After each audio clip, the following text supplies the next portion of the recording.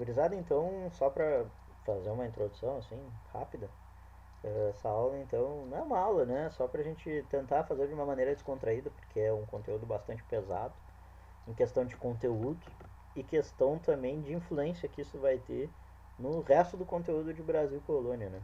E Brasil em geral.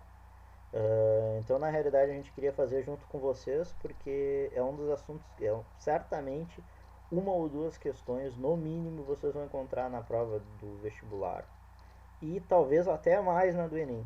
Tá? Esse conteúdo é bastante relevante para as provas. Tá? Então, a gente tirou material de diversos vestibulares, tá? De diversos locais, tem do Enem também. E a gente queria conversar as questões, trabalhar com vocês para criar esse mecanismo em vocês de interpretação, porque isso é muito certo, dificilmente eles vão te perguntar coisas específicas, tá? Eles vão te perguntar processos históricos. Até aqui a gente colocou algumas que está em evidência o nome de tal coisa, mas se vocês entenderem o processo, vocês vão ver. Tem questões que são bem difíceis, tem questões fáceis e tem questões meia boca. Tá? Meia boca eu digo de dificuldade, tá? Então vamos começar. Tu quer começar, Marcelinho? Falando? Posso começar. Tá, vamos. A ideia é a gente ir lendo as questões e as alternativas. Acho que pode ser, né? Acho que sim, fazer todas, né? Pra não ter. Tá. E aí leio toda antes de comentar elas, né? Daí depois no fim a gente acaba comentando. Isso. Pode ser, né? São 22 questões, tá, gente? É bastante coisa, a gente botou. Não sei se a gente vai poder ver todas, mas vamos trabalhar algumas no mínimo, pelo menos. Certo? Vamos lá, vamos vendo. Então essa é da Cisgram Hill e vai falar o seguinte: o início da colonização portuguesa no Brasil, no chamado período pré-colonial de 1500 a 1530, foi marcado pelo ou pela letra A, envio de expedições exploratórias do litoral e pelo escambo do pau-brasil. Letra B, plantio e exploração do pau-brasil associado ao tráfico africano. Letra C, deslocamento para a América da estrutura administrativa e militar já experimentada no Oriente. Letra D, fixação de grupos missionários de várias ordens religiosas para catequizar os indígenas. Ou letra E, implantação da lavoura canavieira apoiada em capitais holandesas. Ô A Jaque Marcelinho, está perguntando aqui sobre a gente fazer enquete. isso que eu ia falar pra ti. Tu sabe como fazer Vamos. ali? Sei, sei. Ele automaticamente vai ver quantas alternativas tem no próprio slide e aí tu consegue fazer, tá? Eu vou colocar aqui o que eu acho, tá? Que é. Eu também. Eu Claro. posso? Acho que eu Claro, não posso. vamos dar uns 2 minutinhos, 1 minutinho pro pessoal fazer, mas essa é bem tranquila de fazer. Ela talvez tenha alguns pegas ratões, mas ela é bem tranquila, tá? Ah, eu não posso fazer. Tá. Você não pode fazer porque você é o professor, você já Sim, sabe tudo. isso, tu é administrador. Mas ela não vê quais alternativas tem. Ela sempre o básico é de AE, mas se tiver algo fora dá pra editar também. Ah, sim, Ah, sim. tá. Todo mundo na letra A. Eu gostaria de fazer justamente para mostrar que o professor não sabe de tudo, né? E que várias questões são polêmicas, principalmente se são mais antigas. Todo mundo na letra A, hein? Eu iria de A também. Só para deixar claro. Gurizada, posso falar, Marcelinho? Pode falar. Isso aí, gurizada. Muito bem, fico muito feliz. No período pré-colonial, então, desse de 1500 a 1530, a gente tem esse primeiro período voltado para a extração, não extração, né, expedições exploratórias pelo litoral em específico somente e principalmente pelo escambo do produto que é o pau-brasil, tá? Às vezes o pessoal pode se confundir, ler muito rápido e se jogar na questão na letra B, por exemplo. Plantio e exploração do pau-brasil associado ao tráfico africano, mas como a gente sabe, o tráfico africano, na realidade, ele começa só em 1560 com a advenção do plantio e exploração da cana-de-açúcar, não do pau-brasil, certo? Na verdade, nenhuma alternativa me parece estar errada. A questão principal é a interpretação de texto para notar que são esses 30 primeiros anos. Né? Então, se a gente for olhar, a questão nenhuma me parece estar errada. Bom, A B tá teve errado. grupos missionários vindo para cá. Ah, de várias ordens religiosas, Não, e Seria A B tá estudado. errado também. Porque não tem plantio de. Não tem plantio de pau-brasil, né? Ah, é verdade. É só exploração, né, no caso. Exploração do pau-brasil com o tráfico africano. Poderia ter também. Mas então, letra A. Todo mundo mandando bem nessa. Consegue publicar, Alguma Marcelo? dúvida? Ah, já que tá perguntando se poderia. Ah, eu tô na enquete. Peraí. Se poderia publicar o resultado da enquete. Eu não sei se tem como. Só falando, Deixa eu né? ver. Mas se foi 100%. Ah, tem. Tem? Meu Botei agora. garoto. Deus do livre. Muito bom. Listo. Isso aí, 100% da galera. Ô, gente, a gente não vai falar, tá? Quem. Não, é perfeição, isso aqui é perfeição. Isso aqui só não é melhor que o canal do Marcelo e do Lucas no YouTube. Pra vocês curtirem aqui embaixo, clicarem e se inscrever no canal. Certo? Mas, ô, gurizada, a gente daí não vai publicar, obviamente, a resposta de cada um que fez, tá? Então podem ficar tranquilo que é no anonimato, beleza?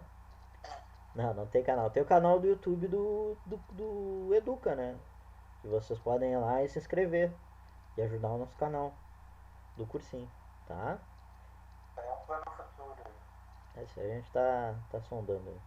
Vocês são nossas cobaias. Bueno. Número 2, essa é da USS. Não confundir com a União Soviética, né? Mas vamos lá, então. Assinale a alternativa correta a respeito do período pré-colonial brasileiro. Letra A. Os franceses não reconheciam... Vou botar enquete aqui de novo, né? Os franceses não reconheciam o domínio português, tanto que chegaram a se estabelecer no Rio de Janeiro e no Maranhão. Letra B. O trabalho intenso de Anchieta e Nóbrega na catequese... Quer falar, Jaque? Não, a Maria só tá falando ali que se botar enquete fica na frente das alternativas. Ah, verdade, Marcelo. Ah, tá. Tá, eu coloco depois, então. Isso. Oi? Coloca, não tem como tu cancelar ela? Tem. Aí. Boa. Depois a gente bota. Também sobre o período pré-colonial brasileiro. Letra A. Os franceses não reconheciam o domínio português, tanto que chegaram a se estabelecer no Rio de Janeiro e no Maranhão. Letra B. O trabalho intenso de Anchieta e Nóbrega na catequese dos índios tinha o objetivo de impedir a escravização do gentio. Letra C. A ocupação temporária europeia por meio de feitorias deveu-se à inexistência de organização social produtora de excedentes negociados. Letra D.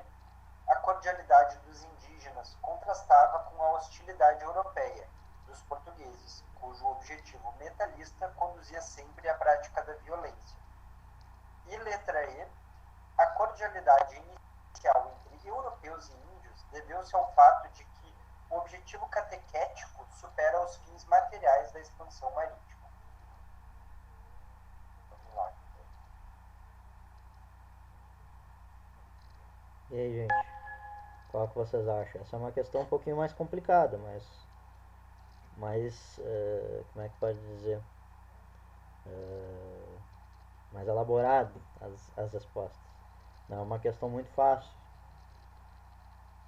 Não tem problema, chutem aí. O que vocês acharem. Leiam bem, tá? Olhem o período que a gente está trabalhando, período pré-colonial, o que a gente está fazendo, procurando. Exato. Isso já vai dizer muita coisa.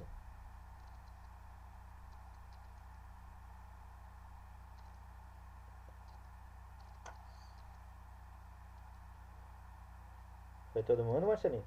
Consegue ver aí pelo coisa? Se tiver 7. 5. Ah, 5? Foram 5 de 7. Vamos esperar então.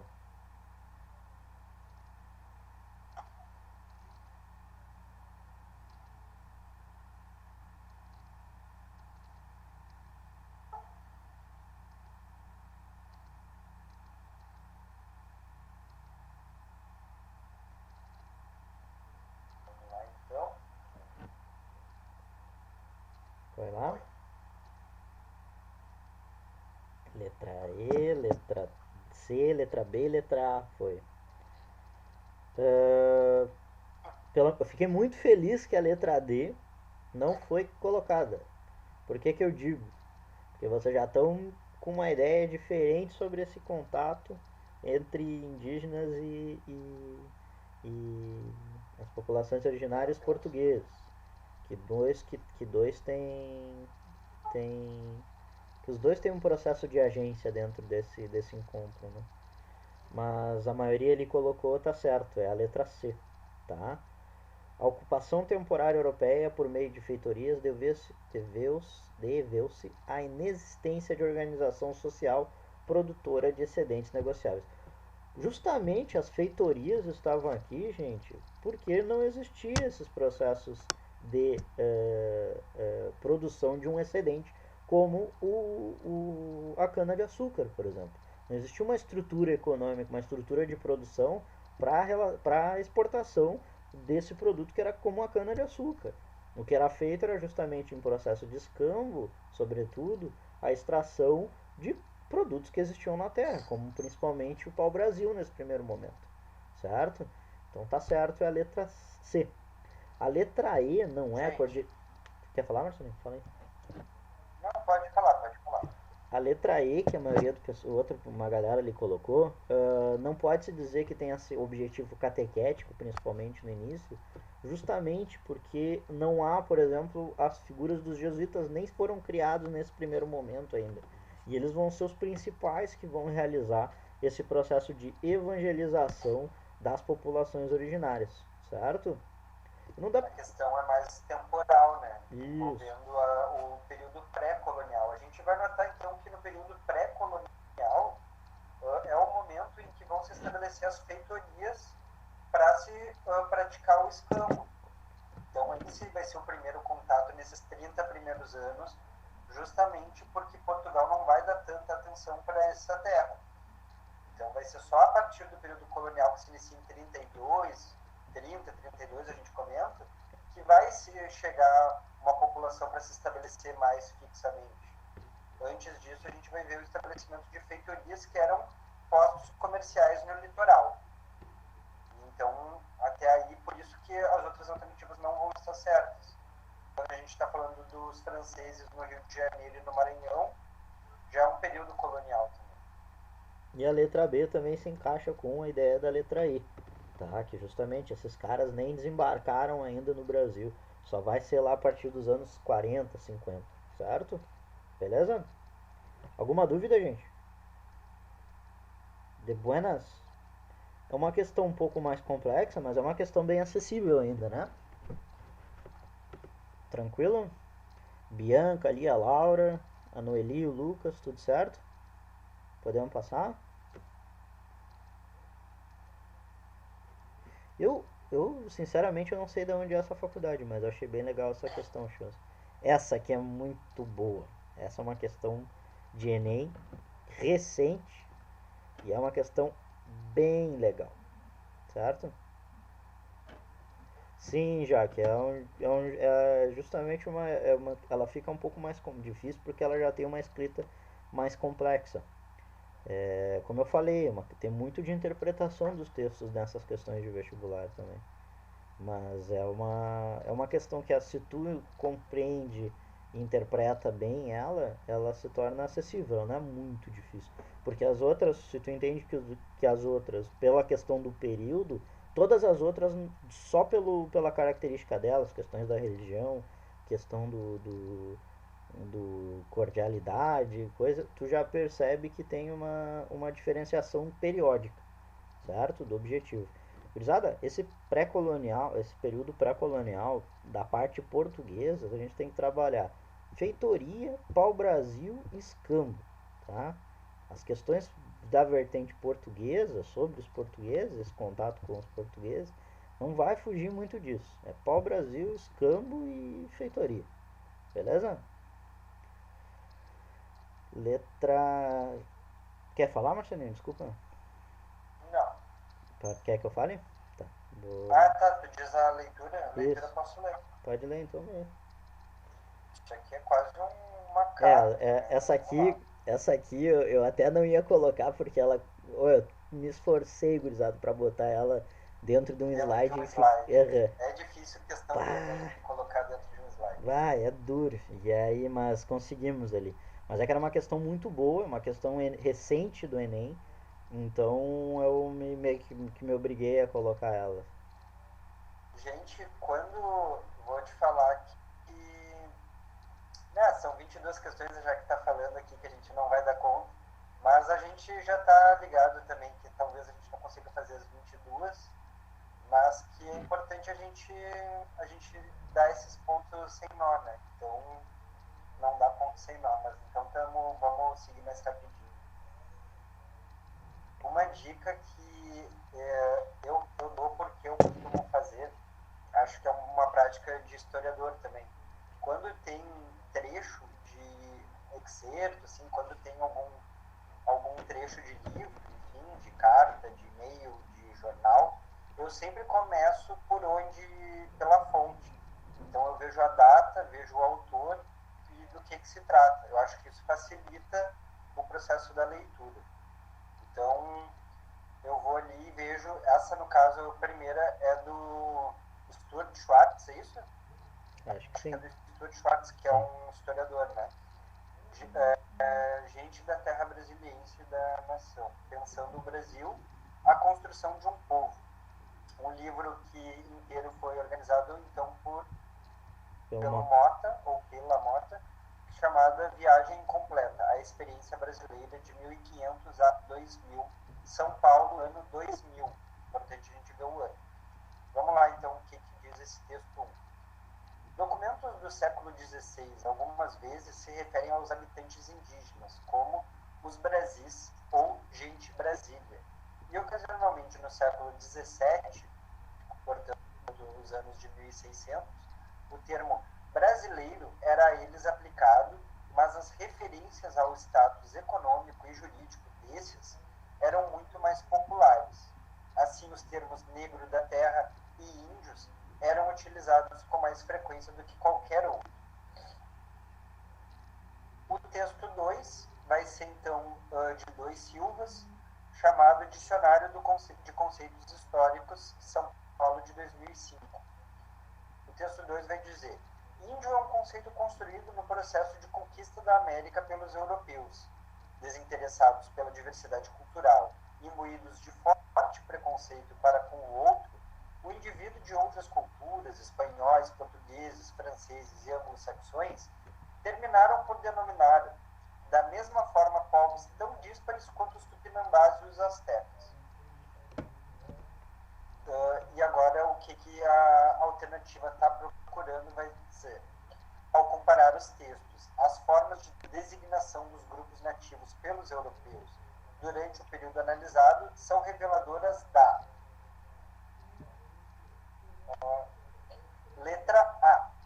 Concepção idealizada do território entendido como geograficamente indiferenciado. Letra B. Percepção corrente de uma ancestralidade comum às populações ameríndias. Letra C. Compreensão etnocêntrica acerca das populações dos territórios conquistados. Letra D. Transposição direta das categorias originadas no imaginário medieval. E letra E. Visão utópica configurada a partir de fantasias de riqueza. Aberta a enquete. Tempo.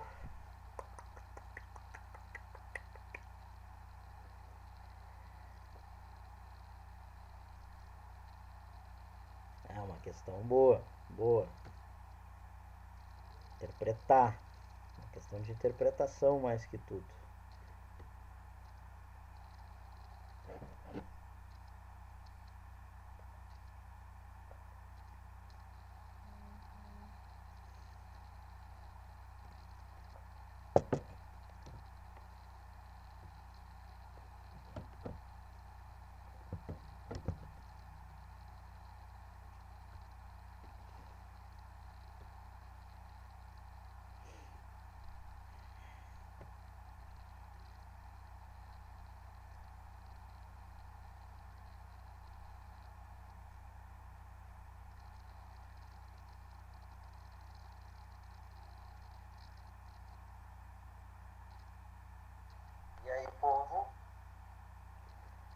Foi todas, Marcelinho?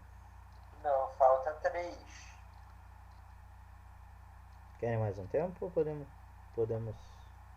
Ah, tá pensando, Maria? Vamos dar mais um minutinho pra Maria pensar, sem pânico. Falta Elisa. Sem pânico.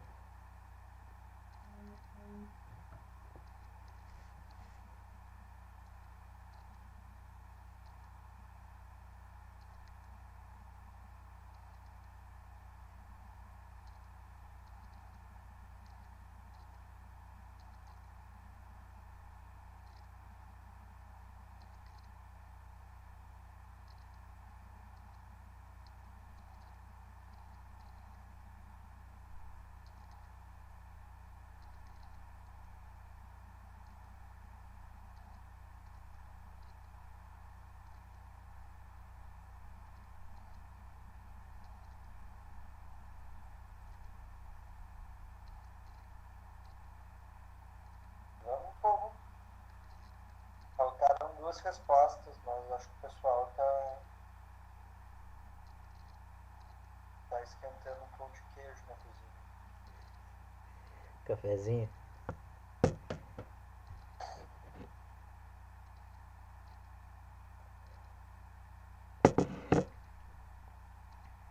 Vamos? Vamos dar ali então. Larga aí, Marcelinho, pra nós. Letra C. Letra A. Bueno, gurizada. Grande parte, fico muito feliz, grande parte da galera acertou. Letra C. Compreensão etnocêntrica acerca das populações dos territórios conquistados. Certo? Isso mesmo. É uma concepção, então, que a gente vai ter justamente por essa indivisão, encontrar, acreditar que todo índio é a mesma coisa, todas as populações originárias. Isso está inclusive em representação a um próprio nome, né? Índio, tu generaliza como se fosse toda uma única civilização totalmente coesa, independente da etnia, independente das diferenças culturais que existiam nas diferentes etnias, né? Então é a letra C. Por que não é a letra A, tá? Porque em nenhum momento ele vai trabalhar, principalmente na questão no texto 2, ele não vai trabalhar com o território em si. Ele não trabalha com o Brasil. Eles estão se referindo, sobretudo, à população originária, aos indígenas, sempre. Certo? Então, letra certa, então letra C. Muito bem, essa é uma questão muito boa. Eu gosto muito dessa questão aqui. Mas vou ser sincero com vocês, eu duvido muito que esse tipo de questão apareça nesse ano, tá? Com essa temática, infelizmente, porque nós também estamos num processo de puta merda. Ideologia, vocês entenderam? E conservadora da prova. Então, eu não sei se esse tipo de questões poderia aparecer, mas é muito legal para vocês entenderem o estilo que pode aparecer, certo? O próprio Enem ano passado foi bem diferente, a gente não sabia o que esperar, mas o próximo agora a gente está esperando uma continuidade com as questões do ano passado, envolvendo, teve questões de grandes navegações, teve algumas outras questões que eles acreditam não serem ideológicas, mas tudo é ideológico, né? A maneira como tu aborda um conteúdo histórico carrega ideologia. Vamos para a próxima? Vamos dar-lhe. Número 4, Enem 2015. A língua de que usam por toda a costa carece de 3 letras. Convenha saber, não se acha nela F, nem L, nem R. Coisa digna de espanto, porque assim não se tem fé, nem lei e nem rei. E dessa maneira vivem desordenadamente, sem terem além disto conta, nem peso, nem medida. Uma questão que escrita pelo Gandavo, não sei como é o primeiro nome dele. Pero de Magalhães Ganda. Tá ali embaixo. A primeira história do Brasil, história da província de Santa Cruz, a que vulgarmente chamamos Brasil, Rio de Janeiro, 2004. A observação do cronista português Pedro de Magalhães Gândavo, em 1576, sobre a ausência da letra F, L e R na língua mencionada, demonstra letra A, simplicidade da organização social das tribos brasileiras. Letra B, dominação portuguesa imposta aos índios no início da colonização. Letra C, superioridade da sociedade europeia em relação à sociedade indígena. Letra D, incompreensão dos valores socioculturais indígenas pelos portugueses. E letra E, dificuldade experimentada pelos portugueses no aprendizado da língua nativa. Tempo. Valeu. Uma questão mais simples do que a outra, mas uma questão boa ainda. Envolvendo bastante a interpretação do texto, né? Mais que... O Enem era assim. Era uma prova que buscava muito mais do que teu conhecimento técnico das matérias, a interpretação dos textos a partir de um certo conhecimento básico sobre os conteúdos trabalhados, né? Principalmente a prova de ciências humanas. Mas era cansativa, porque tu tinha que ler horrores.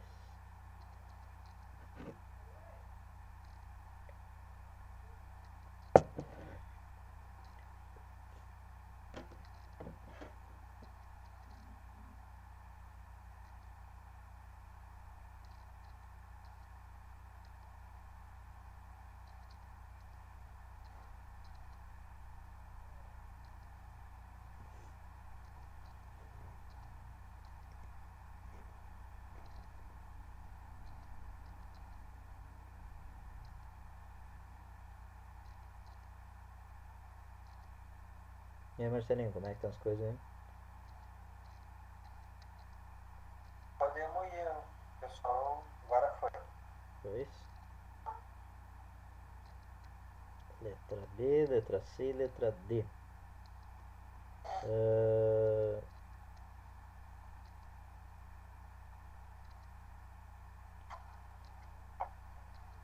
Que a Jaque falou ali. Tem que ler muito, saber que há pessoas com dificuldades cognitivas. Ah, sim, sim. Sim, normalmente por isso que acho que até lei já, né, Marcelo? Alunos com TDA, que se chama, né? Transtorno de déficit de atenção, tem provas específicas para eles. Só que eu não sei se pro Enem eles conseguiram colocar já, no caso. Mas é bastante, acontece bastante. É bastante delicada essa situação. Mas, bueno. Letra B, letra C e letra D, então.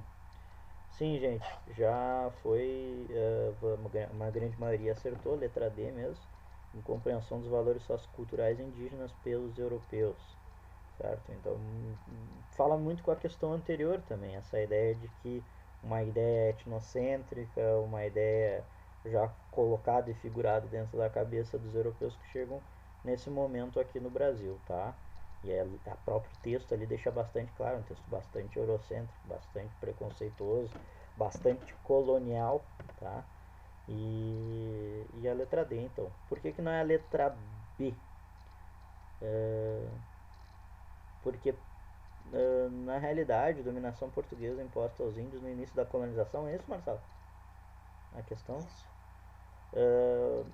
Pode ser, mas é que na realidade ele não se refere simplesmente ao processo de dominação, ele está descrevendo justamente as populações. Não quer dizer que nesse período não há uma certa dominação em alguns locais, tá? Mas o que o texto está se referindo? É justamente a isso que eles estão perguntando. E no texto ele não está referindo necessariamente a um processo de dominação, ele está descrevendo questões que se observa a partir desse processo de colonização, certo? E a letra C, superioridade da sociedade europeia em relação às sociedades indígenas. Justamente é isso que se acredita, eles acreditam, tá? Mas não em nenhum momento eles colocam, como se isso fosse uma verdade. Na realidade, ele está descrevendo esse processo que há de colonização, e eles não têm compreensão, então, das diferenças. Aqui ele fala como se fossem todos os indígenas. Ele não está falando de Tupinambá, ele não está falando de Tupiniquim, ele não está falando de Goitacazes. Aqui ele está falando de qualquer indígena que fosse, que os europeus vissem, tratassem como uma única uma única uma única população, certo? Então na realidade está muito mais ligado à incompreensão dessas populações europeias com as populações originárias aqui do Brasil. E na América toda vai ser super recorrente esse pensamento nesse momento, até porque a gente está num período de colonização.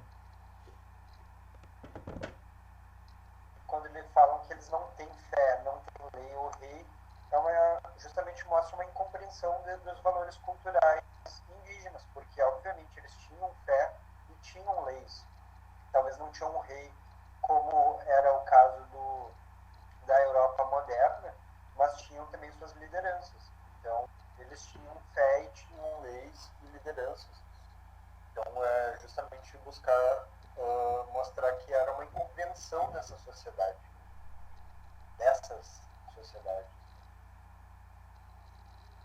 Oi? Dale. Essa aqui bem ligeirinho, gurizada, que é uma questão bem simples, tá? Essas são boas, né?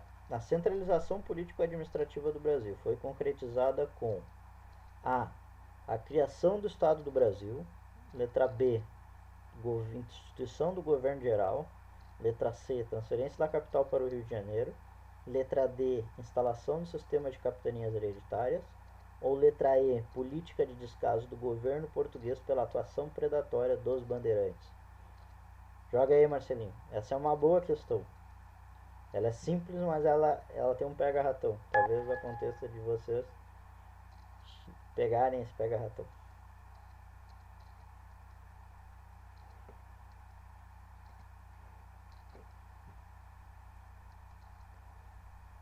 Essa é uma questão boa para ver se vocês entenderam a questão da política administrativa brasileira, do Brasil colônia, tá?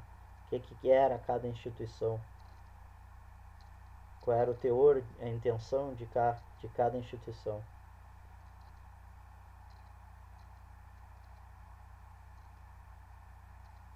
Mas ela não é uma questão muito difícil.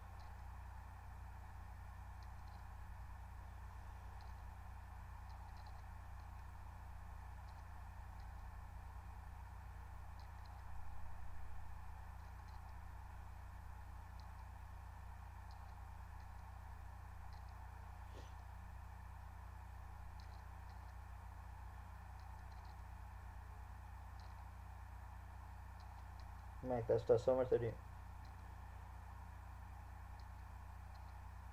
Não tô te ouvindo. Falta ainda 4 pessoas responder. Tá. Pensando.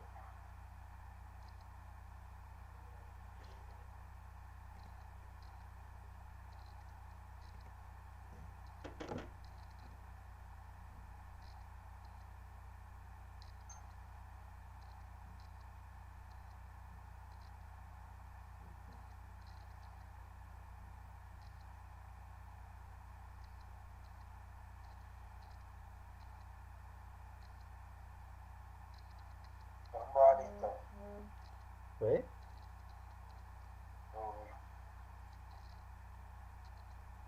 Essa aí deu uma embolada. Isso aí o pessoal deu uma. Mas é super compreensível, tá? Porque. E as duas alternativas que foram a mais votadas, as duas, é justamente a dúvida grande que se pega, porque as duas são mais ou menos contemporâneas, tá? Mas antes de falar a resposta certa, vamos tentar pensar uma coisa, tá? As capitanias hereditárias eram quantas? Eram 17 capitanias hereditárias. Então sejamos sinceros, vocês acreditam que 17 capitanias hereditárias é um processo de centralização ou descentralização?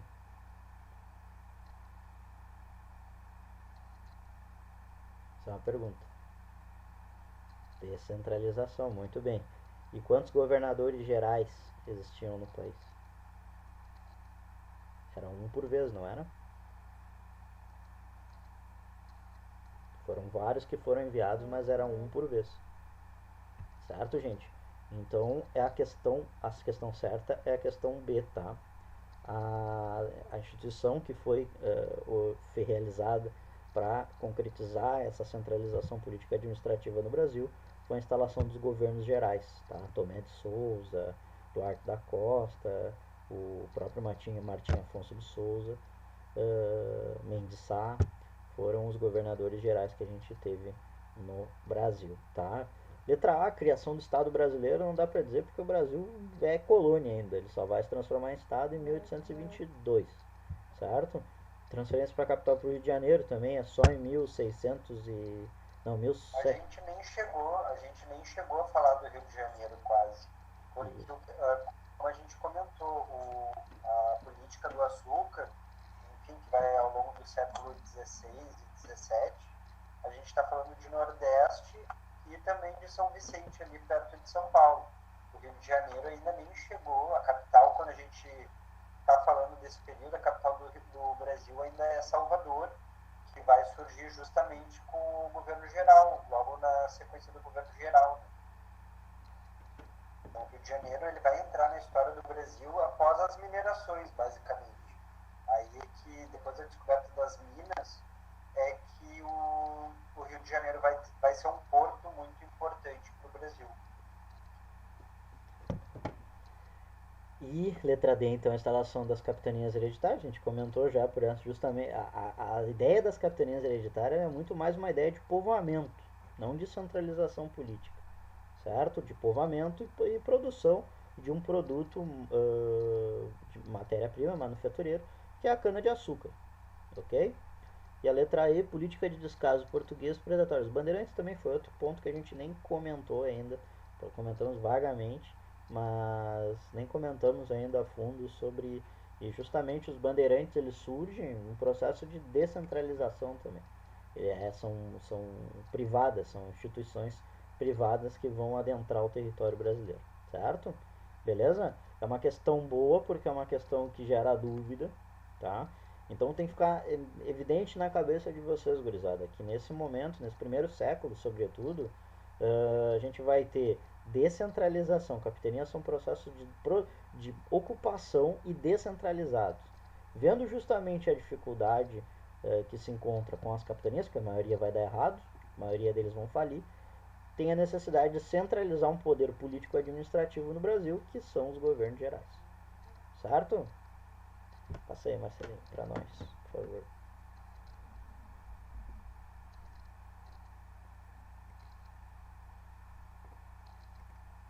Quer que eu leia? Posso ler? Leia, então. Essa da PUC, de PUC Campo de São Paulo. O que é PUC Campo? É a PUC de Campinas. Campinas? É a PUC de Campinas. Tá. Os governos gerais foram instituídos como a única solução político-administrativa viável para a colonização efetiva do Brasil na segunda metade do século XVI. Por quê? Letra A. A instituição do sistema, em 1548, suprimiu definitivamente a divisão da colônia em capitanias hereditárias. Letra B. O governo geral representava a centralização político-administrativa da colônia, que se tornava imperativa pelo sucesso da maioria das capitanias hereditárias. Letra C. O risco crescente, criado com a autonomia excessiva das capitanias hereditárias, levou o Estado metropolitano a organizar o governo geral para substituí-las. Letra D. O governo centralizado na colônia correspondia melhor à definição absolutista do próprio governo metropolitano. E a letra E. O governo geral constituía-se em nível político como um regime descentralizado e em nível econômico como uma grande empresa particular. estando à frente o governador, o único responsável pelo investimento inicial e pelo incentivo à produção. É boa, hein? Interpretação. Muito boa essa.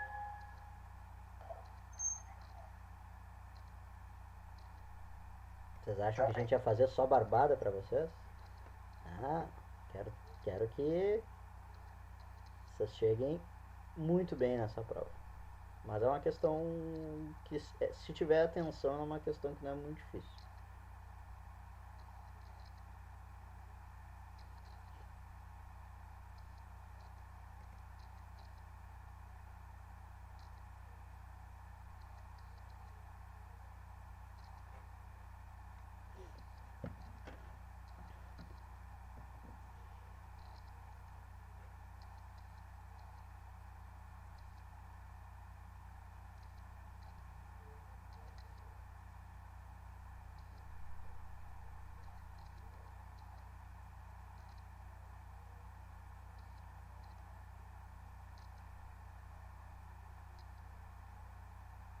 Ah, foi mal, gente. Fica só o nariz porque tô meio gripadinho, mas nada demais.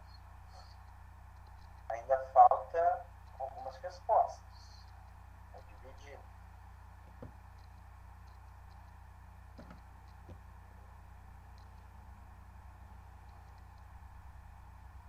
Tá rolando um debate aí nas respostas.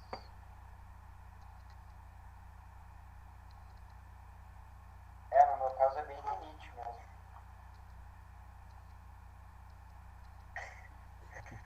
Sim, sempre vem aquela voz interior perguntando se está com coronga, mas espero não estar.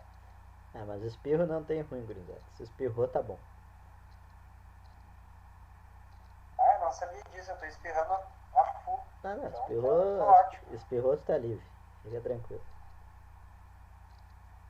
Bueno, vamos lá. Diversas alternativas. Letra C, letra D e letra E. Gurizada, vamos ver a letra C então, que o pessoal colocou mais. O risco crescente criado com a autonomia excessiva das capitanias hereditárias levou o Estado metropolitano a organizar um governo geral para substituí-las. Gurizada, grande parte das capitanias hereditárias justamente deram errado, certo?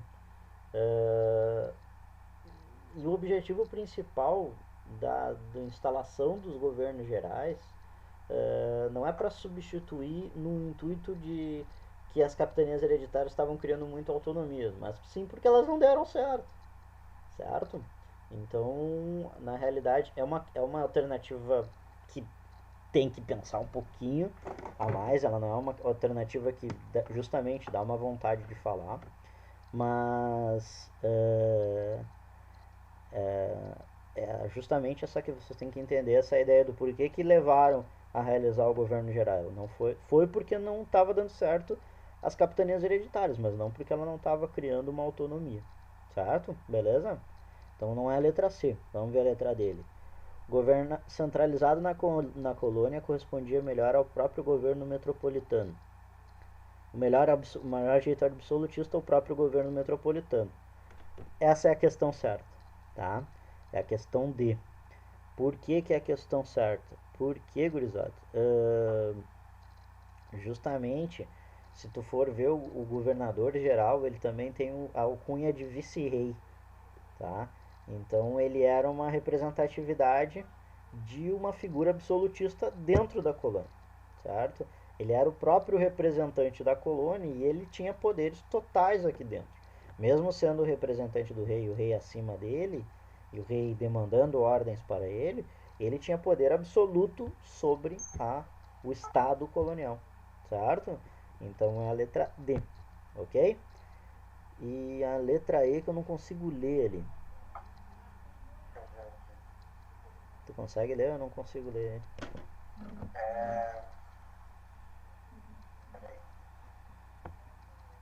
O governo geral constituía-se em nível político descentralizado e em nível econômico como uma grande empresa particular, estando à frente o governador, o único responsável pelo investimento inicial e pelo incentivo à produção.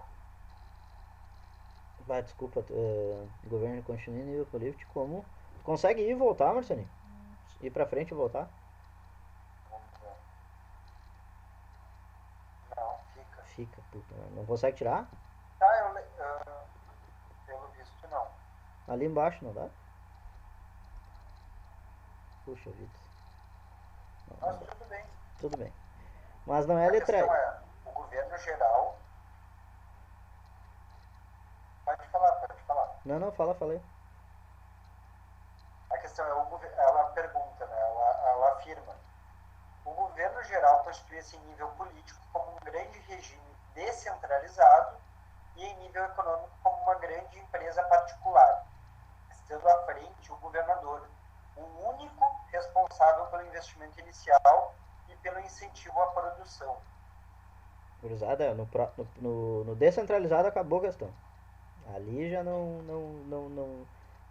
dá pra colocar. E depois tem a questão do governador ser o único representante pelo investimento inicial. Não é verdade. Então, nós temos grande parte, na realidade, no processo de colonização, os investimentos são particulares. O exemplo maior é a própria capitania hereditária. Certo? Beleza? De boa? Tem gente que chama da primeira experiência público-privada do Brasil, né? É verdade. Porque isso ficou famoso nos últimos anos, experiências público-privada.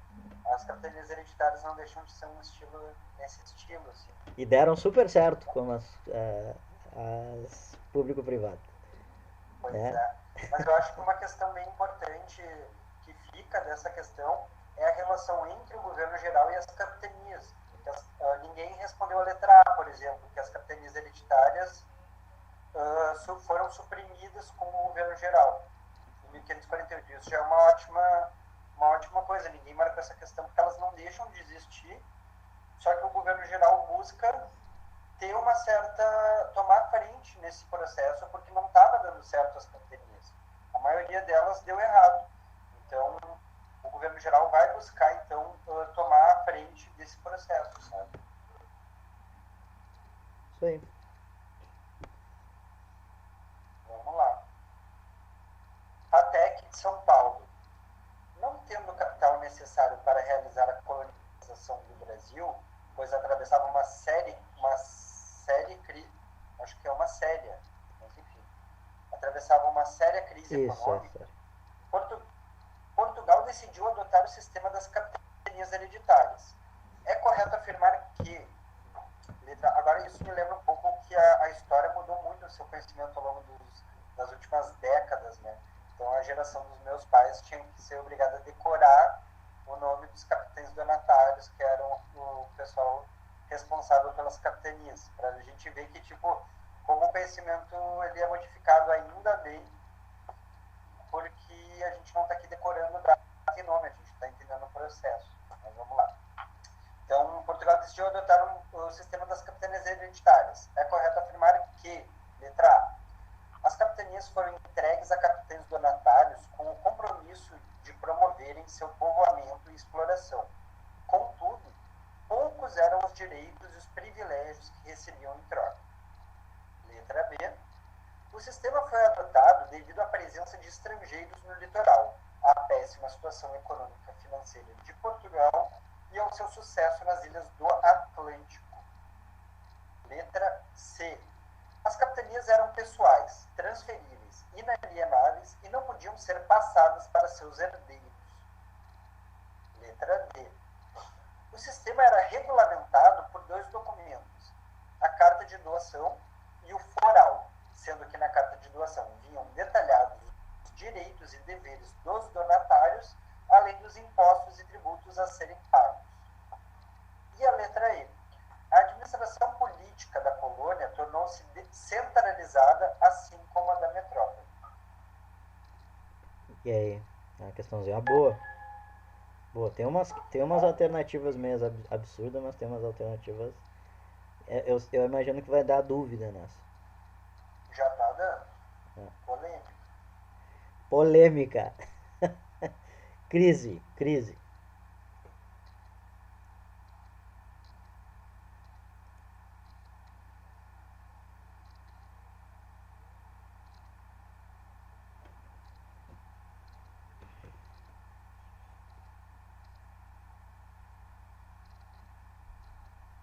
Vamos lá, people.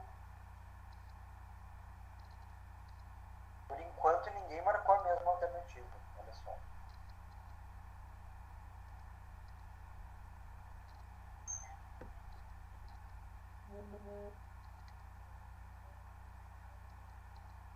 Vamos lá.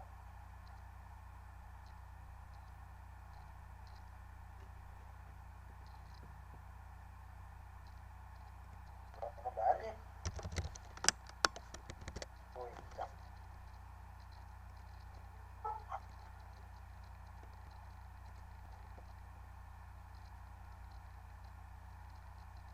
Olha só, Bem bem diversificados. diversificados. Gurizada, vamos falar as que todo mundo colocou então, tá? Letra A. As capitanias então foram entregues a capitães donatários com o compromisso de promover seu povoamento e exploração. Contudo, pouco eram os direitos e os privilégios que recebiam em troca. Gente, vamos tentar pensar por um lado.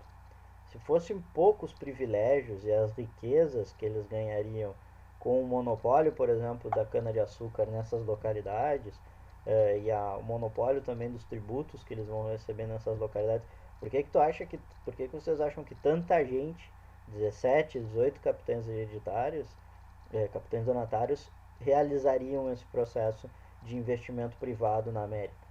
Então eles tinham vantagens, sobretudo econômicas, bastante relevantes, certo? O que A acontece é que gente tem grande. que entender que isso aqui era um território muito inexplorado pelos europeus e era um empreendimento extremamente de risco também que as pessoas estavam entrando. Então, não seria uma troca, eles não trocariam talvez uma vida de nobres, mesmo sendo pequena nobreza na Europa, por um empreendimento num território muito desconhecido, principalmente nesses primeiros anos. Então a gente tem que notar que os privilégios e a carta branca que eles tinham para atuar aqui era bem grande também. Isso. Então uma tá errada a letra A, tá? Letra B. O sistema foi adotado devido à presença de estrangeiros no litoral, a péssima situação financeira de Portugal e o sucesso nas ilhas do Atlântico. Eu vou ser sincero para vocês, tá? Não, essa é a questão certa, mas eu acho ela meio mal escrita essa resposta, tá? Eles podiam trabalhar um pouquinho melhor. Ilhas do Atlântico, como Madeira, eh, Cabo Verde e qual é o nome da outra? Açores, certo? Eles podiam trabalhar Essa melhor isso. questão, essa letra B ela tem cara de estar errada. Tu Isso, olha para ela e tu não dá bola. isso. Porque, e realmente, foi adotado devido à presença dos estrangeiros, sobretudo os franceses, no litoral brasileiro, nesse momento, e a péssima situação econômica e financeira de Portugal, que a gente justamente falou que justamente eles começam a plantar açúcar no Brasil, porque grande parte eles estavam perdendo as forças deles nas Índias. Então a crise econômica era muito grande. É por isso que, por exemplo, o rei de Portugal não pôde fazer com o capital dele próprio, com o capital do Estado, a colonização do país. Ele teve que terceirizar a colonização do território brasileiro. Ele teve que terceirizar para os capitães donatários. Beleza? Tranquilo? Ela tá mal escrita, tá? Não vou negar para vocês. Ela é uma questão que a alternativa certa está mal escrita. Principalmente pela D, tá? E a D tem um pequeno detalhe nela. É uma questão bem sem vergonha. Sabe? A D tem um pequeno detalhe, que é a questão da foral. Falei aqui. A carta de doação tá certo, mas a carta foral não tá. Certo?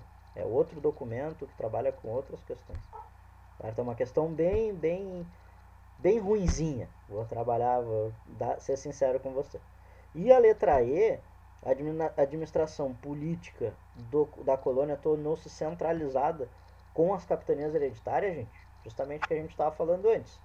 Centraliza com o governo geral. As capitanias hereditárias, por serem 17, não é uma centralização. São uma descentralização, certo? A Mas gente vai eu. ver que é um grande problema administrar todo esse território. Até hoje, muita gente que vai fazer análise política do Brasil fala, né? Território continental, muitas diferenças culturais, muitas diferenças regionais. Então, nessa época, imagina só, né? Sem um corpo burocrático, administrativo bem estabelecido, muito mais complicado.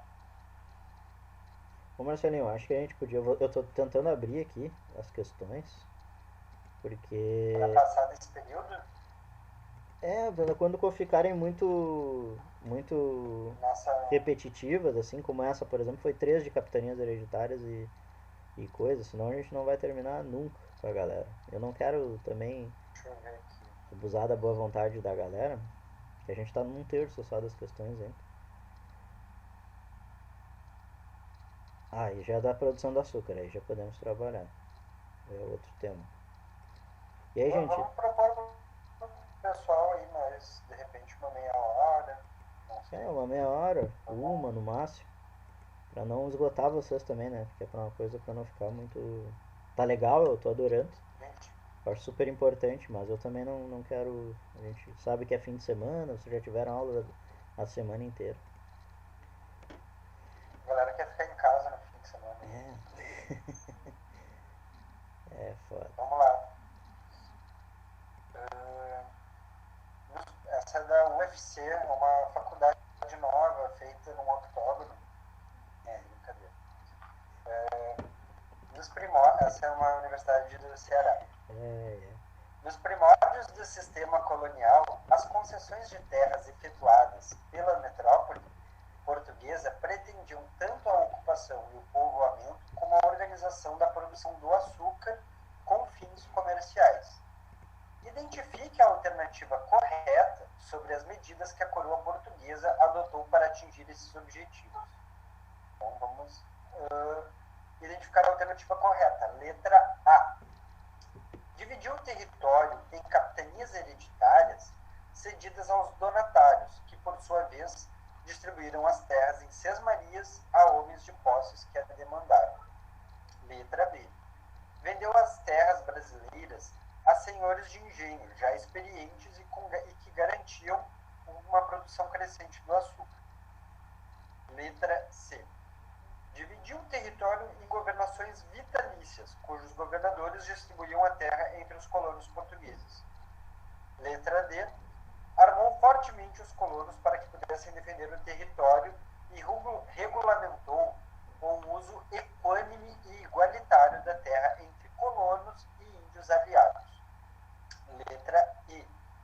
Distribuiu a terra do litoral entre os mais valentes conquistadores e criou engenhos centrais que garantissem a moenda das safras de açúcar durante o ano inteiro.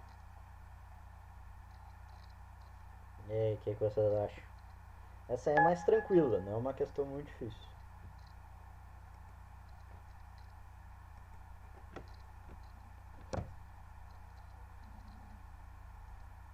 Pensei que era do açúcar e no fim a capitania hereditária de novo. Acabou seguindo. Seguindo.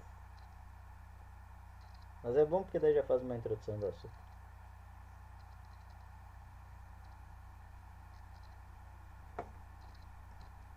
Não tá carregando meu Google Slides, eu queria ver aqui as questões para ir adiantando. Vendo o celular aqui.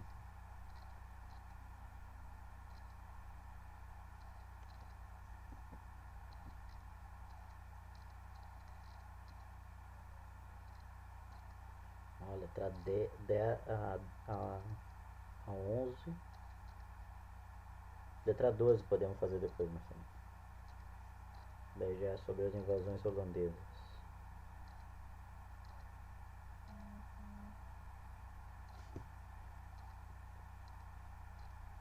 Tem 16 de mercantilismo também.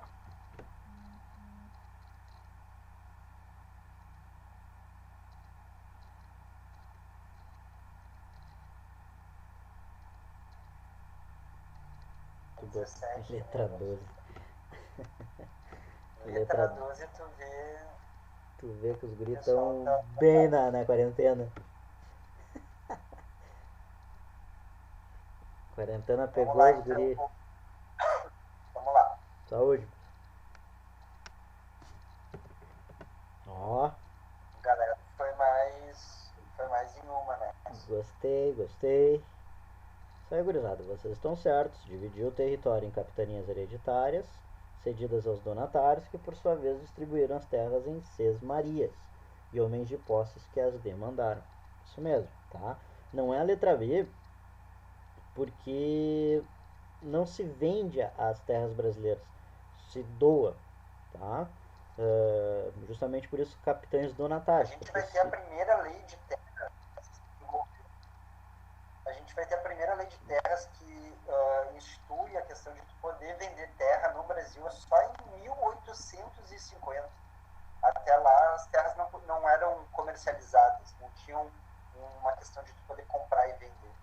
todo o território numa colônia, gente, ele não é uma propriedade. Ele é propriedade, na realidade, faz parte do reino. Então ele é propriedade do reino, certo? Beleza? Então letra A tá certa. Vamos para outra? Vamos pra 12. Tu Vamos pra falou 12. a letra. Isso, vamos pra 12 que é melhor. Então, vamos lá. Essa é da PUC daqui. As invasões holandesas no Brasil no século XVII estavam relacionadas à necessidade de os Países Baixos manterem e ampliarem a sua hegemonia no comércio do açúcar na Europa, que havia sido interrompido. A letra A. Pela política de monopólio comercial da coroa portuguesa, reafirmada em represália à mobilização anticolonial dos grandes proprietários de terra. Letra B. Pelos interesses ingleses que dominavam o comércio entre Brasil e Portugal. Letra C.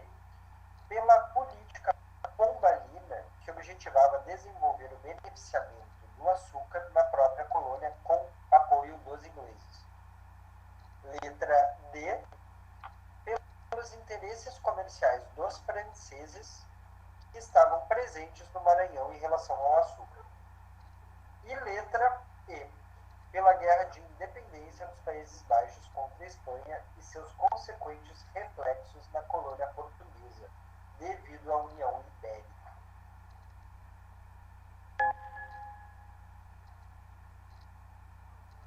Boa questãozinha.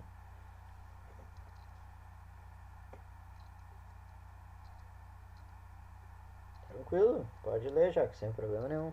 Então, cada um com o seu tempo. A gente vai deixar todo mundo ler aí, mas é uma questão boa. A PUC é um vestibular muito bom. É um vestibular muito legal, assim. Em questão de conteúdo, assim, ela é bem bacana. Ela é meio direto, assim, ela é meio conteudista. Mas é um vestibular bem bom. Me arrisco a dizer que depois da URGS é o melhor aqui do estado.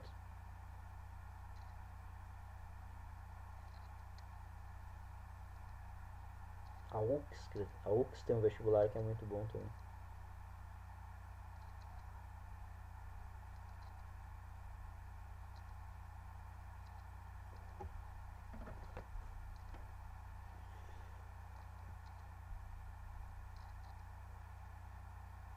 Temos já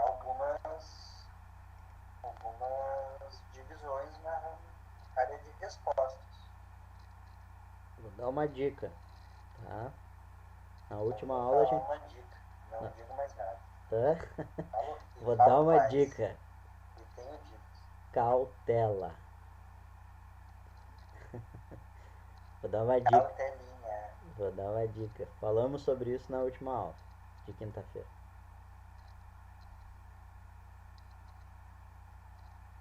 Falamos de Brasil Colônia, né? Vamos dar ali.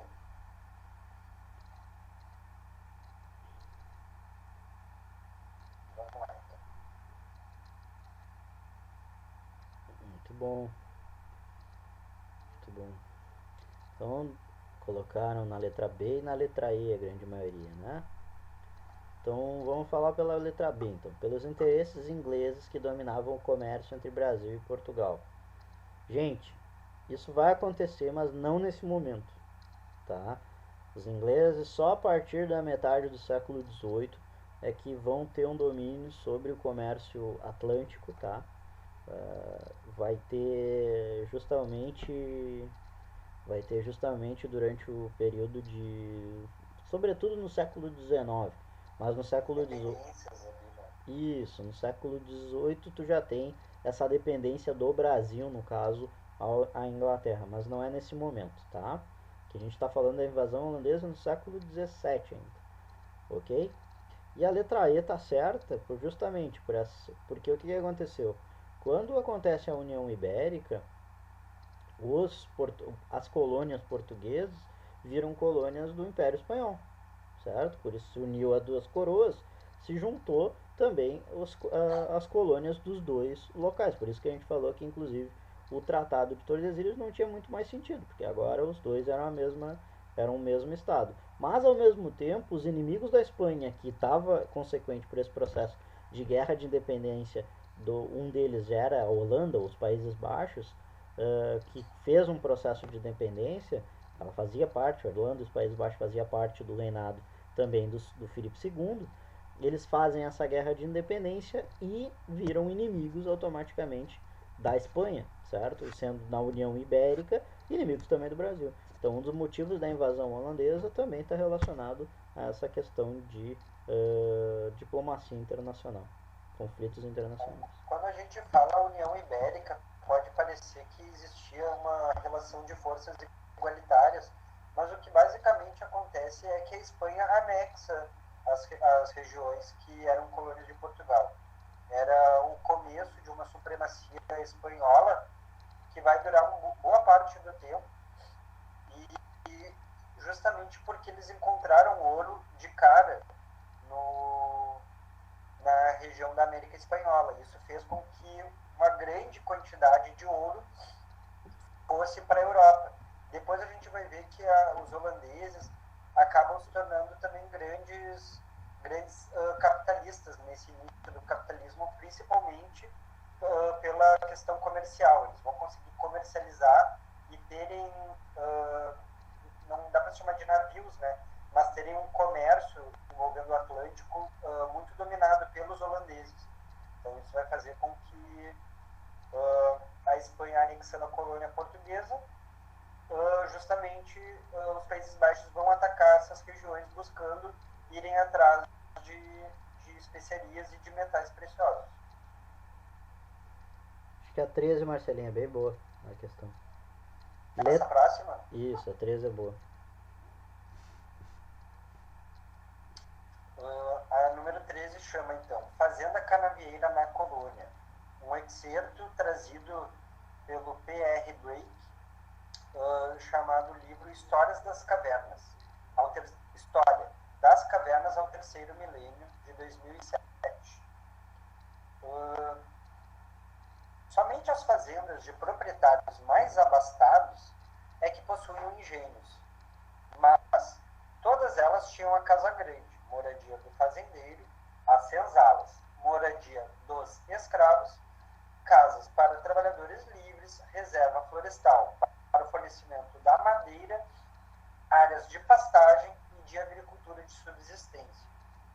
Os fazendeiros que não possuíam engenhos eram chamados de lavradores de cana. Com o tempo, a denominação engenho passou a designar a fazenda canavieira que possuía o aparato para a produção do açúcar. A organização da produção açucareira se inseria em um modelo de organização da produção denominado de plantation, que consistia em, letra A produção de diversos produtos em várias unidades de pequena dimensão, com escoamento para o mercado externo e utilizando o trabalho escravo. Letra B, a produção de uma monocultura em pequenas propriedades orientada para o mercado interno e utilizando a mão de obra escrava. Letra C, a produção de uma monocultura em grandes propriedades orientada para o mercado externo, utilizando a mão de obra escrava.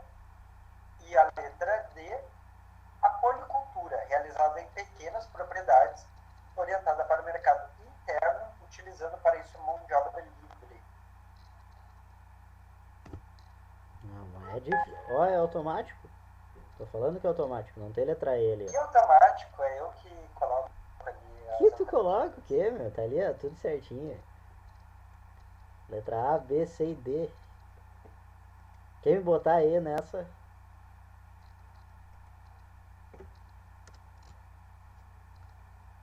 Essa é bem tranquila, mas é interessante pra gente dar uma revisada.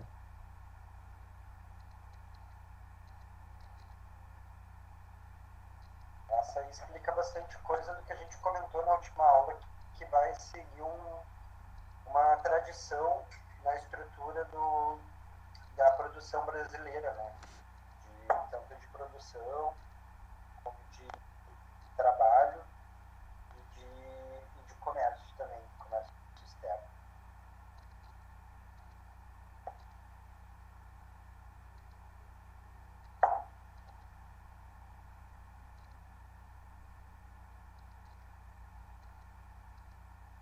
Vamos lá então.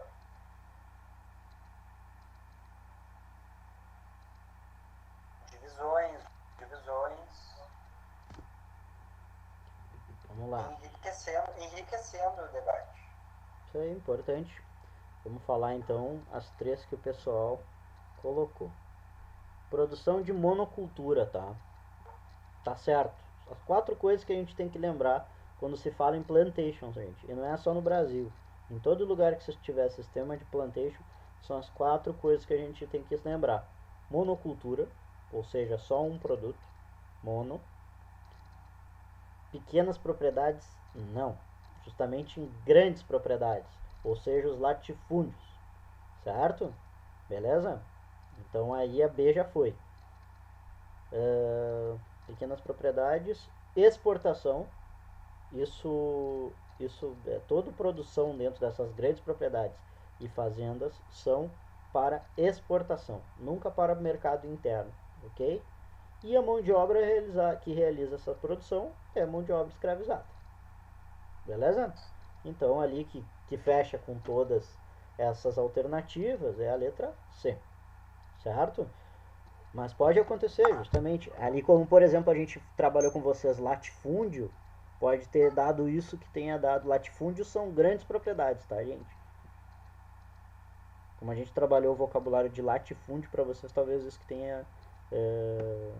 Como é que chama? Confundido. Uma coisa que pode ter confundido também, que a gente falou do mercado interno colonial, é verdade. Que ele existia. Isso é uma questão interessante, assim. Quando a gente está falando da cana, depois a gente vai falar do café também, são grandes latifúndios que vão trabalhar com trabalho escravizado, que vão ter uma monocultura, uma produção única, então, para o mercado externo. Isso é a questão da plantation. Mas não quer dizer que não existia um roçado da população livre, pobre, que trabalhava e que vivia cercando essas grandes propriedades. Então, ao longo, em volta das grandes propriedades, aqui no Rio Grande do Sul, quando surge também o Rio Grande do Sul na história, grandes latifúndios que vão estar envolvidos com a questão da pecuária, vão estar em volta cercados de pequenas propriedades, que são famílias que viviam plantando, trabalhando com pequenos roçados, com pequenos rebanhos também, mas que isso seria vinculado ao mercado interno. O mercado externo, que é a questão da plantation, vai ser essa tradição brasileira de grandes propriedades para o mercado externo. Isso vai fazer justamente também com que às vezes faltasse açúcar no Brasil, porque essa economia era voltada para o mercado exterior. Isso aí. Marcelinho, vamos passar para 18 da Universidade Federal de não sei o que é. PE? Petrolina? O FPE é Pernambuco. Pernambuco, verdade. Podia ser Pernambuco, podia ser P, só, né? UFP. Bueno, então, vamos lá então.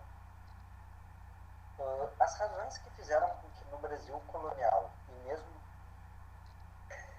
Isso, é evidente, perfeito. As razões que fizeram com que no Brasil colonial e mesmo durante o Império a escravidão africana predomina em lugar da escravidão dos povos indígenas podem ser atribuídas a letra A, setores da igreja e da coroa que se opunham à escravização indígena, fugas, epidemias e legislação anti-escravista indígena que a tornaram menos atraente e lucrativa. Letra B. Religião dos povos indígenas, que proibia o trabalho escravo, preferiam morrer a ter que se submeterem às agruras da escravidão que lhes era imposta nos engenhos de açúcar ou mesmo em outros casos. Letra C. Reação dos povos indígenas que, por serem bastante organizados e unidos, toda vez que se tentou capturá-los, eles encontravam alguma forma de escapar ao cerco dos portugueses. Letra D. A ausência de comunicação entre os portugueses e os povos indígenas e a dificuldade de acesso ao interior do continente, face ao pouco conhecimento que se tinha do território e das línguas indígenas. Letra E.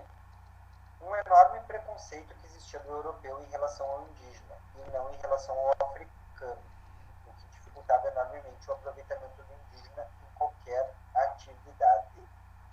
Essa é uma questão que diversas alternativas abordam um aspecto em comum. Assim. Vamos ver o que vocês acham.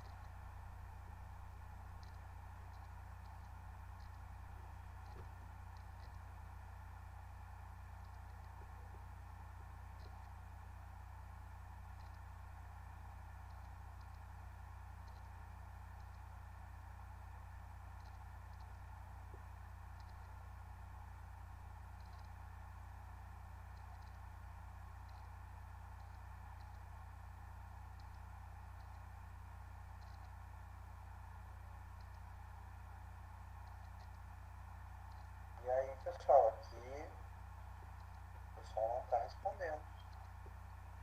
Calma, jovem. Deixa a gurizada brincar um pouco. Deixa os moleques brincar. Deixa esse moleque brincar.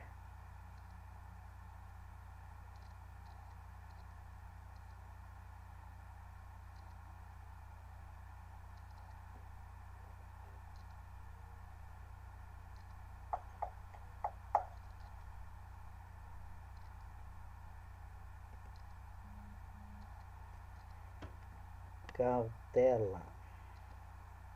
Essa é uma questão bem boa. E de uma certa forma, pode ser até um pouco questionável a resposta certa.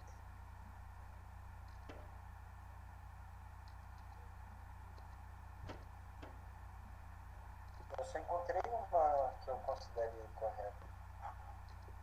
Polêmica. Ela pode-se dizer... Não, mas faz aí, Maria. Faz aí, sem problema. Sem pressa, a gente te espera.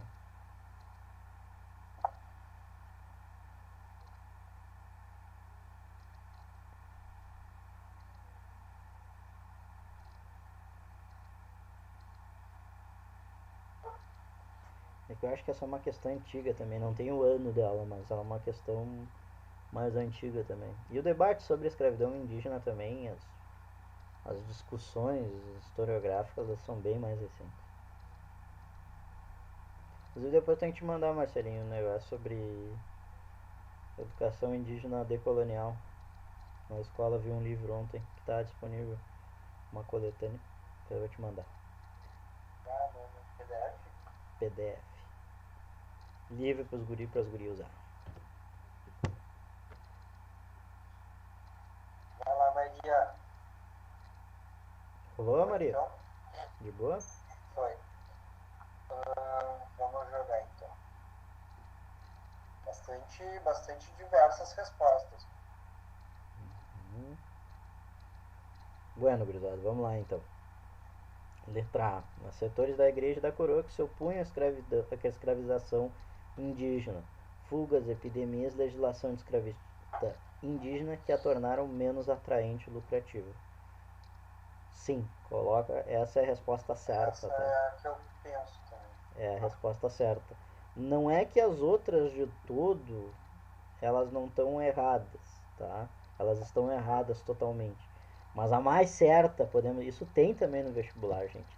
Não é simplesmente a certa, é a mais certa, certo? A que tem mais evidências. Setores da igreja, realmente, a gente tem as legislações que vão saindo, a questão das epidemias, que morrem muitos indígenas, fugas vai ter tanto de populações indígenas quanto também das populações africanas, mas principalmente essa questão da legislação anti-escravista, tá? Sobre da coroa e da igreja, beleza?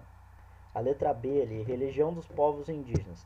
Não é questão da religião, é uma questão da cultura deles, e não que proibir o trabalho escravo, porque nenhuma religião por si só vai, não, tu pode, vai de boa que tu pode ser escravizado. Não, isso não existe, né, gurizada? Ninguém gostaria de ser escravizado e nenhuma religião autoriza a escravidão de ti próprio sobre o outro, tá? Mas a religião católica autorizava das outras populações, mas não delas no primeiro momento. Letra C. Reação dos povos indígenas que, por serem bastante organizados e unidos, toda vez que se tentou capturá-los, eles se encontravam alguma forma de escapar aos cercos portugueses. Isso não vai. É que a gente não abordou tanto. Abordamos a escravidão indígena, mas isso, por exemplo, não vai estar de acordo com a captura dos indígenas pelos bandeirantes, por exemplo, que estavam organizados em sociedades, em reduções, e mesmo assim, em confrontos, em alguns momentos, foram capturados pelos bandeirantes. O que mais importante que tem que ficar dessa questão, por isso que eu digo que ela é um pouco polêmica, é que a escravidão indígena no Brasil ela é bastante relevante. Ela é menor em quantidade africana, mas ela é bastante relevante dentro do mercado, sobretudo da produção do mercado interno colonial, tá, gente? Então, Essa acho. questão. Fala. Não, é que eu lembro que já existiu diversas polêmicas falando que o indígena, diferente do africano, ele era preguiçoso e por isso Isso. ele não foi escravizado. Mas essa é uma questão que envolvia muito mais a economia. O tráfico atlântico de escravizados fez com que isso fosse um sistema extremamente lucrativo para esse sistema capitalista que estava surgindo. Então, um escravizado ele se pagava e gerava lucro, entendeu? Em poucos anos ele já se pagava o valor que ele era comprado. Então, isso fez com que fosse muito mais interessante para os europeus buscar um tráfico transatlântico de escravizados do que escravizar os indígenas aqui do continente. E essa questão do indígena preguiçoso, os indígenas eram pior para o trabalho, isso não está muito mais ligado a um preconceito cultural e etnocêntrico, como a gente já viu umas questões aqui, pela questão, por exemplo, tá? A grande parte da produção das populações originárias eram produções comunais, eles não tinham esse conhecimento, por exemplo, do capitalismo, que era uma coisa que estava se desenvolvendo ainda nesse momento. Eles então não via anexo produzirem, por exemplo, para excedente. Era uma produção que normalmente eram comunitárias, existiam trocas, mas não num excedente como esse. Até porque grande parte da produção era enviado além mar, por, sei lá para onde eles não sabiam. E tem uma questão relacionada também à questão de gênero dentro das sociedades indígenas. Grande parte dos homens das sociedades originárias eram vinculados não à produção, à lavoura. Grande parte deles eram vinculados à caça e também à guerra, certo? Então, por isso, era uma questão também de gênero. Aquilo não era trabalho para os homens dentro da população. É uma questão misógina? Sim, dentro havia essa divisão muito forte, não é só daqui no Brasil. Na América Latina inteira, tu tem muito forte essa questão da divisão de gênero por trabalho dentro das sociedades originárias. Tá? Mas isso também a gente não tem que. Já existiu uma visão muito romantizada, principalmente no século XIX, do indígena, como se fosse o bom selvagem, e a gente tem que perder essa. A gente está buscando ao longo dessas aulas que vocês também não caiam nesses vícios que a gente acaba caindo muitas vezes, que foi construído na nossa cabeça, de achar que o indígena é um ser pacífico, um ser extremamente romantizado, achar que não existiam guerras, que todos eram iguais, que eles cuidavam da sua tribo, enfim. E, na verdade, a gente sabe que eles tinham a sua própria história. É isso que a gente está tentando deixar claro para vocês nessas aulas. A 19 é boa, Marcelinho, se quiser botar ela. Acho que a gente podia fazer a 19 e a 22 depois, pra daí liberar o pessoal. O que tu acha? Pode ser? Tá. Essa é da Sesgranville. Isso. No Brasil, o quilombo foi uma das formas de resistência da população escrava. Sobre os quilombos no Brasil, é correto afirmar que o ou a maior número de quilombos se concentrou na região nordeste do Brasil, em função da decadência da lavoura cafeeira, já que os fazendeiros, impossibilitados de sustentar os escravos, incentivavam-lhes a fuga. Letra B. O maior dos quilombos brasileiros, Palmares foi extinto a partir de um acordo entre Zumbi e o governador de Pernambuco, que se comprometeu a não punir os escravos que desejassem retornar às fazendas. Letra C. A existência de poucos quilombos na região norte pode ser explicada pela administração diferenciada, já que no estado do Grão-Pará e Maranhão, a coroa portuguesa havia proibido a escravidão negra. Letra D. A quase inexistência de quilombos no sul do Brasil se relaciona à pequena porcentagem de negros na região, o que também permitiu que lá não ocorressem questões ligadas à segregação racial. E letra E.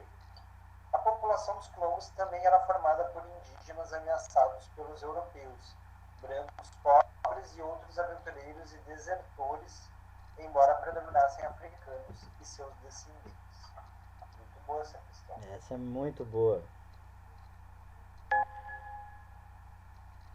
Vai que vai na fé. Delicinha de questão. Famosa questão DD.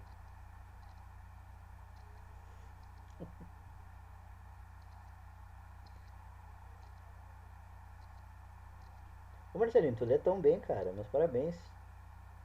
É, Tu tem uma dicção bem gostosa de ouvir de coisa. Meus parabéns. sabe, eu gosto muito de ver YouTube e podcast, né? Então, Tá, tu tá mandando muito. eu, Pá, uma voz gostosinha, assim, de escutar. E tu tem uma oratória boa. Gostei. eu aprendi. A minha mãe é alfabetizadora, né? Coisa boa. Eu aprendi ali antes da escola. Eu pensei que eu também fosse de história também. Ela fez aquela questão que era o magistério. Magistério. Né? A minha mãe tem também. 2 anos, eu acho. Era curso. Aquele, o técnico, né? Curso técnico. Tipo um técnico, né? Isso. Minha mãe tem também. As respostas estão mais concentradas em uma resposta. Que bom, que Uma bom. alternativa. Ah, eu vou responder aqui também, não esqueci de responder. Beleza, belezinha. Vamos lá então.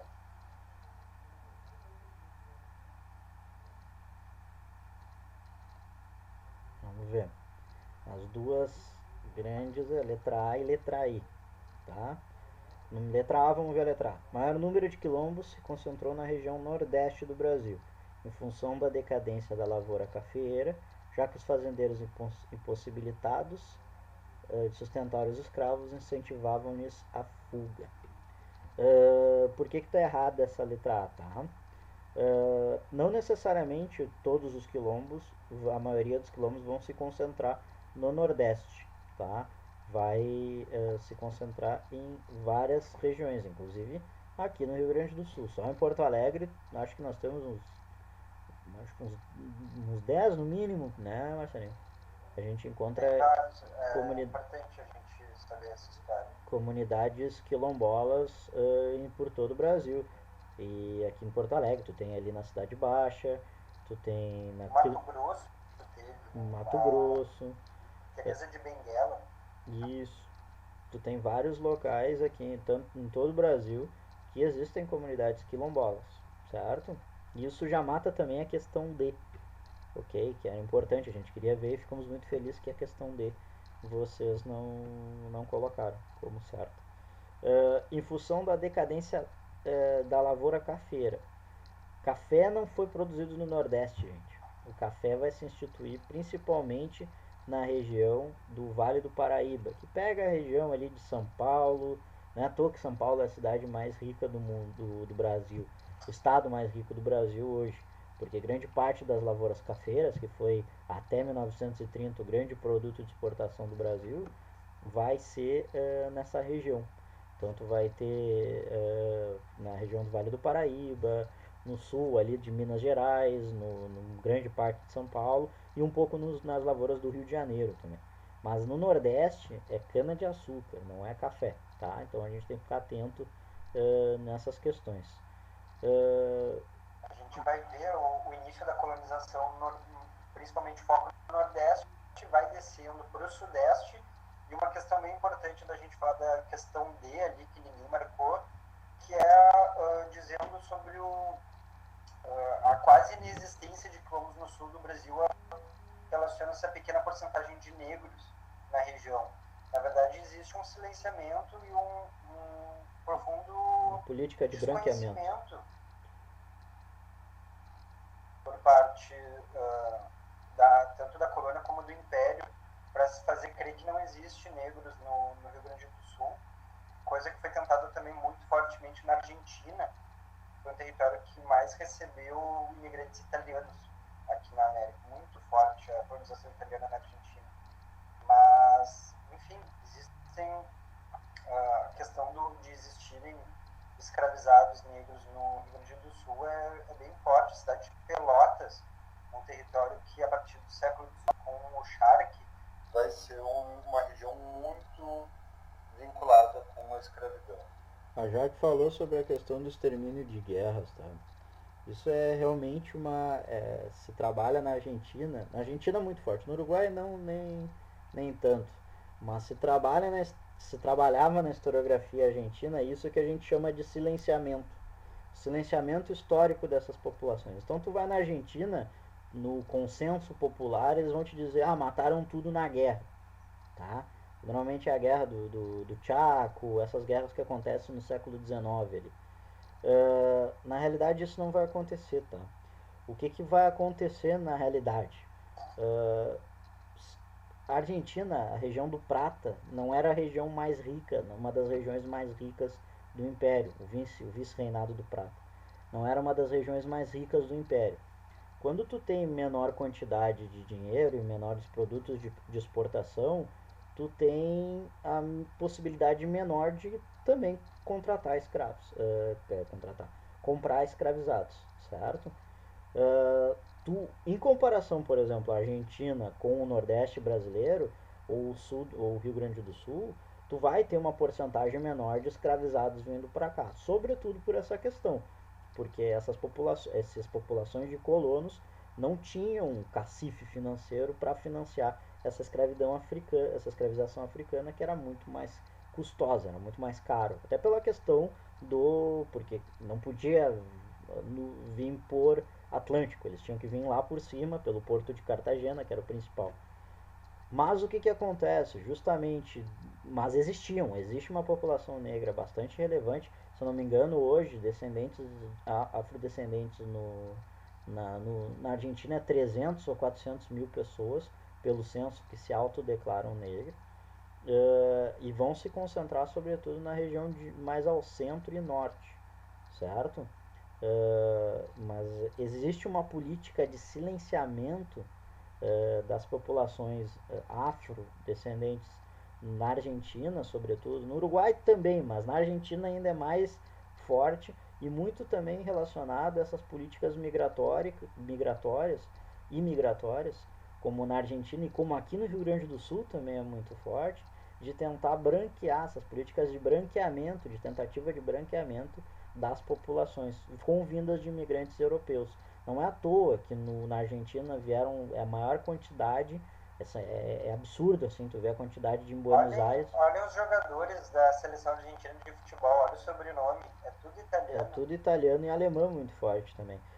Isso aí que o Marcelo falou é muito interessante. As seleções de futebol no mundo é muito importante como assunto geopolítico. Falam muito da história do país, certo? Então, por exemplo, se passa uma imagem muito grande que no Peru é um país de brancos.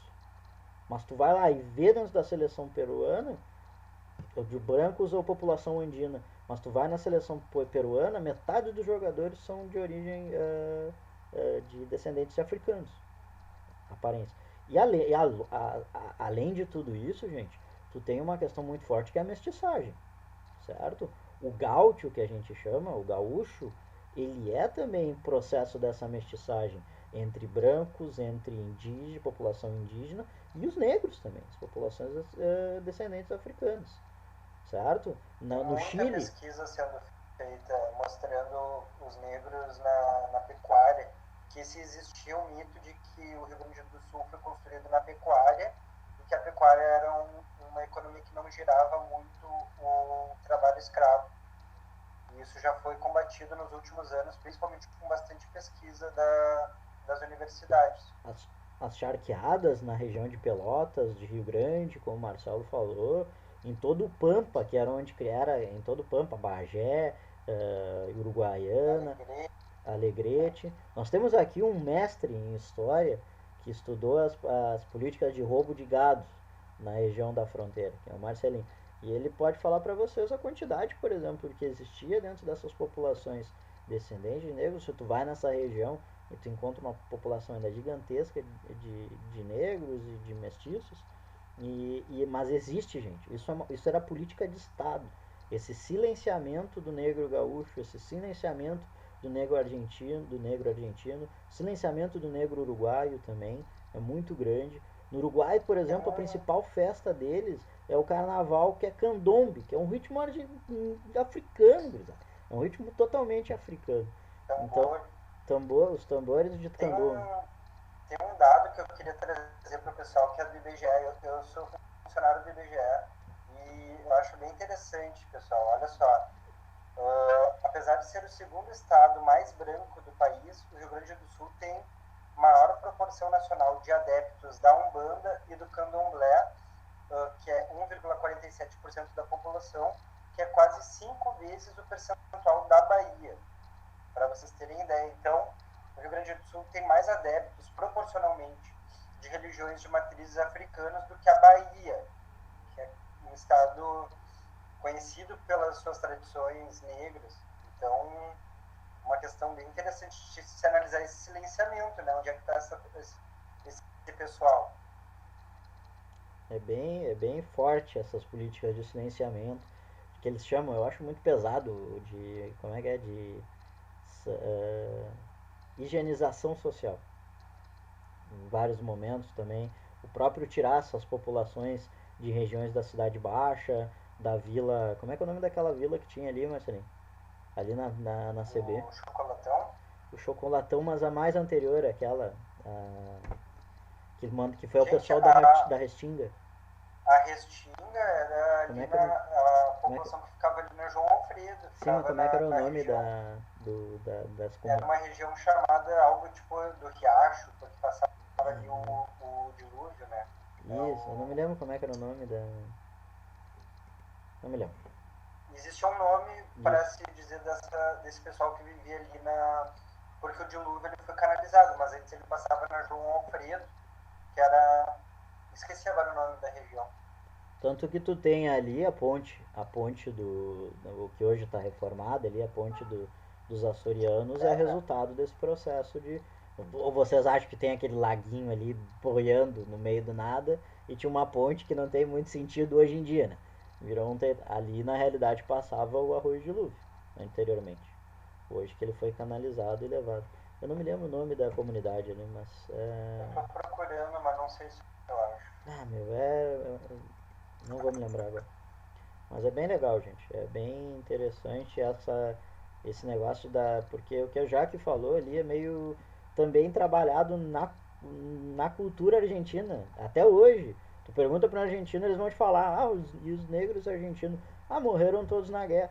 Como assim, cara? Eu já tive a oportunidade de ir a Córdoba, por exemplo. É uma cidade onde eu particularmente encontrei grande parte encontrei vários negros que eram argentinos. Como assim? Os caras são argentinos, estão ali ainda, estão vivendo e se trabalha que essa população foi morta toda. Então é muito louco. Isso é um consenso até entre pessoas mais estudadas, enfim, pessoas da universidade às vezes têm essa opinião, sabe? Então é É uma muito questão louco, bem é séria muito mesmo. louco tu pensar assim, é extremamente agressivo assim, essa política de branqueamento e por que que a gente tinha a Argentina é o mais europeu dos países porque era uma política argentina de silenciar essas populações. O Chile fez muito isso também, o Uruguai fez, talvez em menor escala, mas fez também bastante. E muitas vezes, quando se coloca o termo miscigenação para se colocar uma real mistura, se valoriza principalmente os elementos brancos, né? E não se valorizam outros elementos bem importantes que são trazidos de outras matrizes. Então, muitas vezes é chamado de miscigenação. Tem um estudo clássico, que é um dos primeiros sociólogos brasileiros, que é o Gilberto Freire, que trabalha nessa ideia de convívio pacífico entre as raças, que ele chama que seriam as 3 raças do Brasil, mas a gente vê que essa miscigenação, na verdade, valoriza somente a cultura europeia. Então, traços indígenas e africanos foram trazidos, foram ressignificados também, muitas vezes ficam de fora desse debate. Gente, eu acho que já podemos deixar a galera, né, Marcelinho? Já Acho que 2 horas a gente vai ficar muito pesado para vocês. A gente não quer atrapalhar esse sábado de vocês. E é legal também que vocês aí fazem alguns exercícios e qualquer dúvida, eu e Marcelo, a gente está totalmente aberto para vocês, tá? Quando vocês precisarem tirar dúvidas em algumas podem vir questões, falar com a gente falem para comigo. tirar dúvida. Isso, Tranquilão, gente. falem Tamo aí. comigo, com o Marcelo, que a gente vai estar super à disposição de vocês, tá? Achei ele bem legal esse encontro, eu acho extremamente importante a gente fazer esses exercícios para vocês visualizarem como é que é perguntado para o pessoal, talvez seja o primeiro vestibular ou às vezes não teve esse acompanhamento das questões para ver como é que cai, tá? Esses conteúdos que a gente trabalhou. E é um assunto de extrema importância. Como eu falei para vocês, essas aulas de Brasil Colônia são uma das aulas mais importantes que a gente tem em todo o currículo da história, tá? Porque ela ajuda muito a entender os outros momentos que a gente vai ter no Brasil, sobretudo posteriormente, certo? Você quer falar alguma coisa, Marcelinho?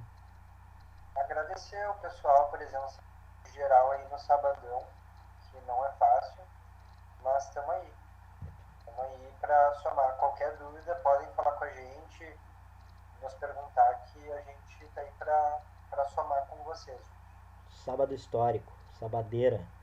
Agora vocês podem abrir o champanhe, já conversar, mandar. Eu nessa gripe vou ter que tomar uma caipira, né? Bah, agora aqui, ó, chega pra 10-10 ou pro 10-10 agora e vamos trabalhar um pouco de Brasil Colônia. Vem cá, amor. Tu conhece Um sobre o. escambo. Vamos fazer um escambo, alguma coisa.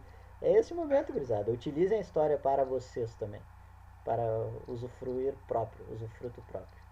Certo? Meus queridos e minhas queridas, muito, muito, muito obrigado, tá? Agradecemos aí a presença. Tivemos uma quantidade boa de pessoal, alguns não puderam e tá gravado. Então a gente vai disponibilizar depois para vocês eh, nas redes, certo? Valeu, Dani, valeu, Jaque, valeu, Maria e valeu, senhor Marcelo. Tamo junto. Um forte abraço pro senhor. Valeu, gente. Diz que não, jamais, jamais.